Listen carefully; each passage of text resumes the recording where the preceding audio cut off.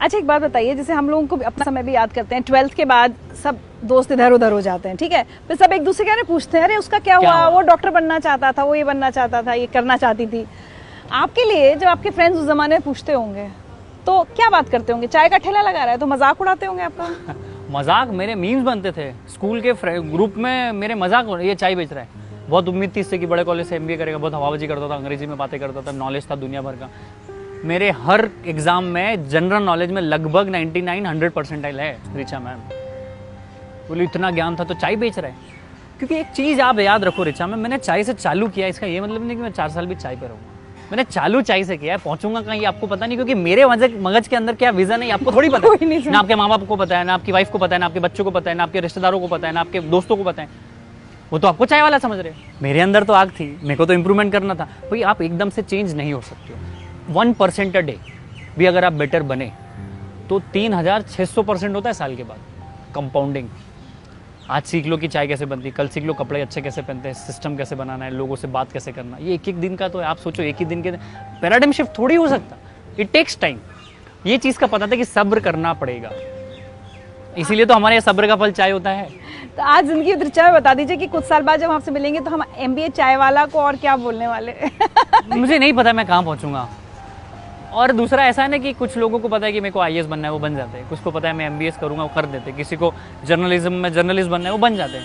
मुझे नहीं पता मैं क्या बनूंगा। मैं एक चीज़ जानता हूँ कि जो भी चीज़ मैं करूँगा, अगर ये इंटरव्यू दे रहा हूँ तो मैं 1000% मेरा दे के जाऊँगा। आज मैंने चाय का ठेला चालू किया तो मैंने चाय के ठेले पर 1000% दिया।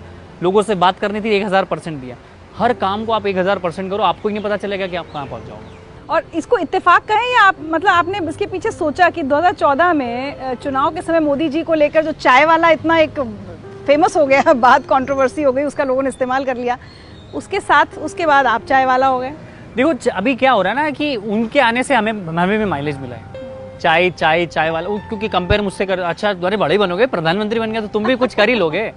पर उनकी जर्नी उनकी, देखो अगला प्रधानमंत्री जरूरी नहीं कोई चाय वाला हो सकता है, कोई खेत वाला हो, शुगर वाला हो, अब समझ कुछ भी हो सकता है। तो मैं अपना कंपैरिजन ऐसे इतने बड़े महानुभाव से तो ना करूँ तो ज़्यादा अच्छा है। और दूसरी चीज़, वो इंसान चाय बेचता था, उसके साथ साथ उसने चाय अच्छे से बेची होगी। वो जो काम किया उन्होंने वो अच्छे से किया, उन्होंने विधायक का रूप अच्छे से निभाया होगा, मुख्यमंत्री का पद अच्छे से काम किया होगा, अब प्रधानमंत्री का भी कर रहे तो वो उस मुकाम पे पहुँचे। कोई भी चीज़ आनंद फानंद में नहीं हो जाती। इतने हज़ारों लाखों चाय वाले हिंदुस्तान में, सभी क्यों नहीं पहुँचे? तो आपके कर्मों का बहुत बड़ा योगदान होता है आपके मुकाम कहाँ पहुँचोगे, क्योंकि आपकी कर्म ही आपकी किस्मत को डिफाइन करता है।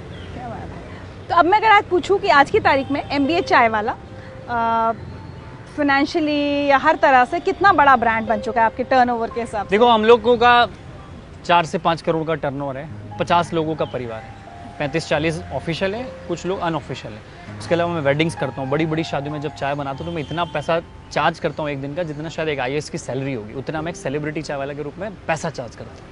ये लोग हजम नहीं कर पाते। उस लेवल में अपनी ब्रांड को लेके गया हूँ। बच्चा आज MBA चाय वाले के बारे में जानता है। हमारे खुद का e-कॉमर्स का प्लेटफॉर्म है, हम लोग चाय पत्ती में है, हम लोग इवेंट्स में है, वेडिंग्स में है, फंड रेजिंग में है, पॉलिटिकल कैंपेन्स में है, फ्रेंचाइज में है, सप्लाई में है, काफ़ी बिजनेस हम लोग इसके इर्द गिर्द कर रहे हैं। हमारा खुद का social media digital marketing company है। I know the power of social media कि मैं कैसे फेमस हुआ। अगर सोशल मीडिया नहीं होता तो आप शायद ये इंटरव्यू नहीं ले रहे होते।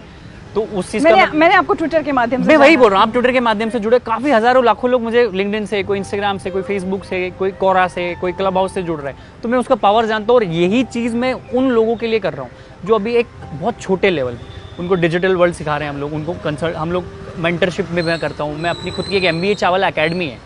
अच्छा, MBA चावला अकेडमी में एंटरप्रेन्योरशिप सिखाता हूँ। आप समझो आपका सलून है, हर सलून है, पर आपको नहीं पता आपका रोज का 5-7 हज़ार का धंधा हो रहा है, पर आपको ना कोई बताने आ रहा है, ना आप किसी से पूछने जा रहे हैं। मैं आपको बताऊंगा कि उस 5,000 के धंधे को कैसे 15,000 20,000 पे ले जाना है, कैसे छोटे चेंजेस करने जिससे आपकी लाइफ बदल जाएगी, कैसे आपको अपनी लाइफ डिसाइड करना। आपको किसने सिखाया ये सब? मैं तो सीखा ना, मेरे को किसी ने थोड़ी सिखाया। मैं ऋचा मैम से 4 चीज़ सीखा कि बैठते हैं ऐसे। अब ये मैं अप्लाई कर लूँगा। मैं ऋचा मैम को जानता हूँ कि इनके साथ 4 लोग हैं, कैमरा ऐसे फिट होता है, मेरे को याद है कि कैमरा ऐसे फिट होता है। अब मुझे पता है कि अगली बार इंटरव्यू होगा तो ये 2 चीज़ 4 चीज़ लगेगी, ये चाय लगेगी। आप समझ रहे हो? You should observe everything. अगर आप ऑब्जर्वेशन करना सीख गए, life has been your teacher. Life has been teacher, and if you don't know, when you know you don't know, you have better chances of learning. जब आपको पता होता है कि आपको नहीं पता है तो आप सीख पाओगे। आप तो अलग ही अदब में हो, अपने ही औरा में हो कि मेरे को तो सब आता है, अपन पापा है, हिंदुस्तान में बाप को सिखाएगा, अपने बाप को सिखाएगा। तो दिस माइंडसेट इज रबिश, ये कचरा माइंडसेट है। मेरे को कुछ नहीं आता रिचा मैम, बताओ ना, अक्षय भाई बताओ ना, पार्थ भाई बताओ ना, हिमांशु भाई बताओ ना। आज भी मेरे दोस्त बोलते साले कितने सवाल पूछता है, तू कुछ करता भी है, इतने सवाल पूछते हैं। हमको कभी कभी ऐसा फील होता है कि इतने सवाल क्यों पूछते हैं। और मैं आपसे 10 बातें कर रहा हूँ, कोई एक लाइन, कोई एक बात मेरे को इतनी दूर ले जाएगी ना, उसका कोई जवाब ही नहीं है। मैं भाई समुद्र है, हीरे की खोज करना है ना आपको, अगर खदान में से, तो खदान के बाकी चीज़ों को साइड, हीरे पे फोकस करो ना।